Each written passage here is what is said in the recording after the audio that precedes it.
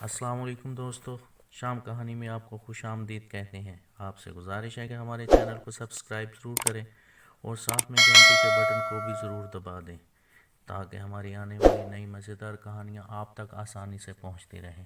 شکریہ۔ وزیر نے دیکھتے ہی ایک غصے کے انداز میں کہا، تم پھر آ گئے؟ حالانکہ اس دن تم سے آخری بات کہہ دی تھی۔ شریف لوگوں کا یہ شیوہ نہیں ہوتا۔ غصہ ہونے کی ضرورت نہیں، میں شرط پوری کر کے آیا ہوں۔ یہ کہتے ہوئے سیاہ رنگ کا چمکدار ہیرا بادشاہ کے سامنے رکھ دیا۔ پہلی بار دنیا کا ایک بے مثل ہیرا دیکھ کر سارے درباری دنگ رہ گئے۔ بادشاہ بھی حیرت کی تصویر بنا دیکھتا رہا۔ وعدے کے مطابق فقیر نے اپنے حق کا مطالبہ کیا۔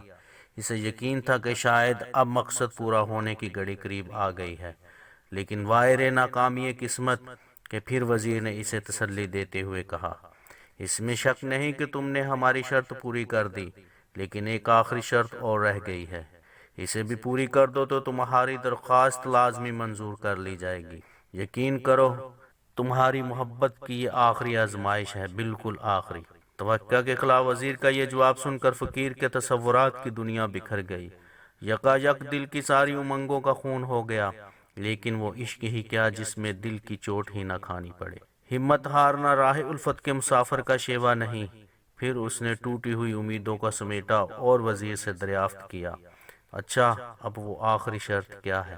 وزیر نے جواب دیا، شہزادی کے کان کے آویزوں کے لیے 2 بڑے بڑے سفید موتی مطلوب ہیں جو رنگت و تابش میں ساری دنیا کے لیے بے مثال ہوں۔ فقیر آج دوسری بار گائل ضرور ہوا تھا، لیکن اس کے باوجود مایوس نہ تھا۔ پھر آج اس کی ساری رات سجدوں اور دعاؤں میں گزری۔ صبح ہوئی تو خدا کا نام لے کر اٹھا اور جنون عشق کی آخری مہم پر روانہ ہو گیا۔ لگاتار کئی دن کے چلنے کے بعد ایک سمندر کے کنارے پہنچ کر دم لیا۔ عشق کی آگ بھی کیا قیامت ہوتی ہے۔ اپنے تئیں آج اس نے طے کر لیا تھا کہ وہ سمندر کو خشک کر کے تہ میں چمکنے والے موتیوں کا سراغ لگا لے گا۔ اس یقین کے جذبے میں دونوں ہاتھوں سے اس نے سمندر کا پانی پھینک نظر جبکہ موجوں کا ایک ریلا جگمگاتے ہوئے موتیوں کا ڈھیر کنارے ڈال کر واپس جا رہا تھا۔ خوشی کے عالم میں فقیر سجدہ شکر میں گر پڑا۔ آج کامیابی سے زیادہ اللہ کی رحمت پر وہ خوش تھا۔ اب دنیا سے حقیقت کی طرف بڑھنے کا اسے سراغ مل گیا تھا۔ سجدہ شکر کی لذتوں سے شاد کام ہونے کے بعد موتیوں کا ڈھیر دامن میں رکھ لیا اور فتح مندی کے سرور میں جھومتا ہوا بلخ کی طرف چل پڑا۔ آج وہ قدموں کے بل پر نہیں دوڑ رہا تھا، ہواؤں میں اڑتا جا رہا تھا۔ بلخ پہنچ کر سیدھا شاہی محل میں داخل ہوا۔ بڑے دربار میں بادشاہ کے پایا تخت کے سامنے دامن کے سارے موتی بکھیر دیے۔ تڑپتی ہوئی آنکھوں کی جگمگاہٹ سے دیکھنے والوں کی آنکھیں چکا چوند ہو گئیں۔ حیرت سے سارے درباریوں پر سکتے کا عالم طاری تھا۔ اب وہ ساری شرطیں پوری کر چکا تھا اور نہایت بےتابی کے ساتھ بادشاہ کی طرف ہاں کا منتظر تھا کہ وزیر نے پھر اس کے جذبہ شوق کے ساتھ مذاق کیا، پھر اس کی شاداب امیدوں کا خون بہایا۔ تم نے ساری شرطیں پوری کر دیں، لیکن ذرا غور کرو کہ ایک گمنام فقیر اور ایک معزز شہزادی کے درمیان منصب و حیثیت کا جو فرق ہے، اسے کیوں کر مٹایا جا سکتا ہے؟ اس لیے بہتر ہے کہ تم اپنے جنوں خیز مطالبے سے دستبردار ہو جاؤ۔ شاہی خاندان کے اعزاز کو صدمہ پہنچا کر تم کبھی بھی سرخرو نہیں ہو سکو گے۔ وزیر کا یہ جواب ایک نشتر کی طرح فقیر کے سینے میں پیوست ہو گیا۔ دل کا وہ ٹکڑا جو مایوسیوں کی زد سے بچا بچا کر رکھا تھا، اچانک چھن سے ٹوٹ گیا۔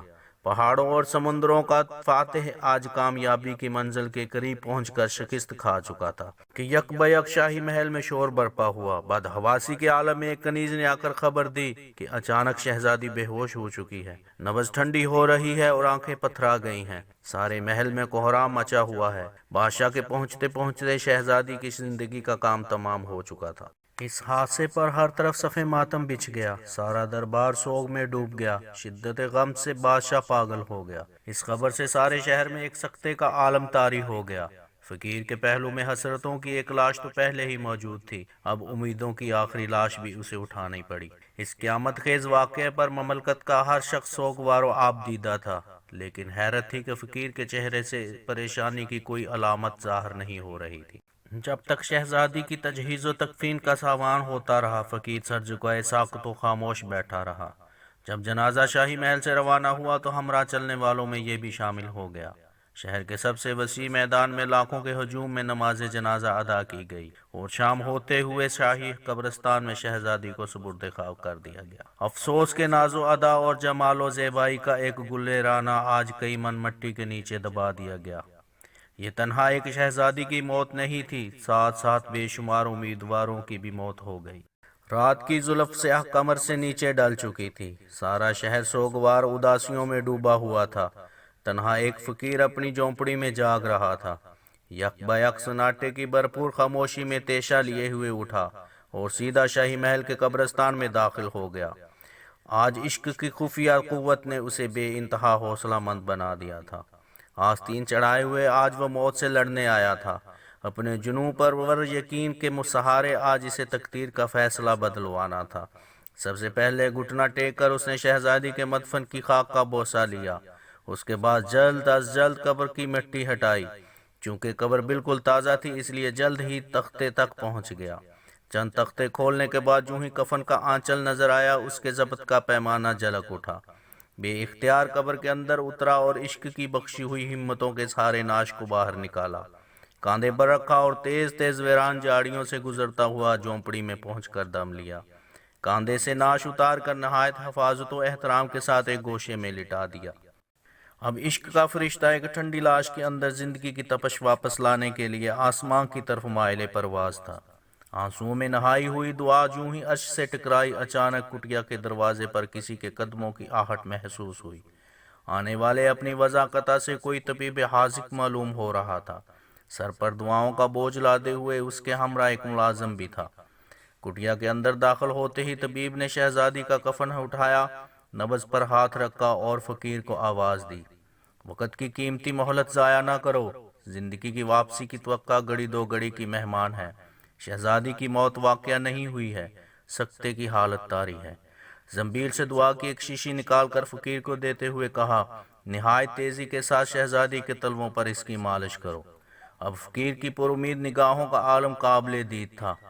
ادھر اس نے دعاؤں کی مالش شروع کی، ادھر طبیب کی نگاہیں شہزادی کے چہرے پر جم گئیں۔ چند لمحے بعد اچانک شہزادی کے جسم میں ایک حرکت پیدا ہوئی۔ فقیر یہ کرشمہ حیرت دیکھ کر خوشی سے پاگل ہو گیا۔ طبیب نے پھر ایک سیال دوا کی شیشی اٹھائی اور شہزادی کی ناک میں اس کے چند قطرے ٹپکائے۔ فوراً ایک چھینک آئی اور شہزادی نے آنکھیں کھول دیں۔ اچانک ایک اجنبی ماحول میں اپنے آپ کو دیکھ کر شہزادی حیران رہ گئی۔ کفن کے آنچل سے منہ ڈانپتے ہوئے کہا، میں اس وقت کہاں ہوں؟ میرے ساتھ کیا واقعہ پیش آیا؟ جلد بتاؤ، دماغ پاگل ہو رہا ہے۔ فقیر نے اپنے جذبات پر قابو پاتے ہوئے جواب دیا، کسی بات کا اندیشہ نہ فرمائیے، آپ اس وقت ایک محفوظ پناہ گاہ میں ہیں۔ اور اس کے بعد تفصیل وار شروع سے آخر تک سارا واقعہ بیان کیا۔ وہ بیان کرتا رہا اور شہزادی حیرت میں ڈوبی ہوئی سنتی رہی۔ سارا ماجرا سن لینے کے بعد شہزادی کو سچے عشق کی حمایت میں قدرت کی مہربانیوں کا یقین آ گیا۔ کانپتی ہوئی آواز میں بامشکل تمام یہ الفاظ منہ سے نکلے، اگر میرا رب ان دو دلوں کو علیحدہ نہیں کرنا چاہتا تو میں کون ہوتی ہوں؟ طبیب نے مداخلت کرتے ہوئے کہا، تو پھر کیا دیر ہے؟ میرے خیال میں ایک لمحہ کے لیے بھی ماحول کا غیر محرم رہنا مناسب نہیں معلوم ہوتا۔ یہ کہتے ہوئے طبیب نے فقیر کو سامنے بٹھایا اور اپنے ساتھ ملازم کو گواہ بنا کر نکاح کی رسم ادا کر دی، اور ایک فرشتہ غیب کی طرح دعا مانگتا ہوا نگاہوں سے اوجھل ہو گیا۔ آج فقیر کی فاتحانہ مسرتوں کا اندازہ لگانا مشکل تھا۔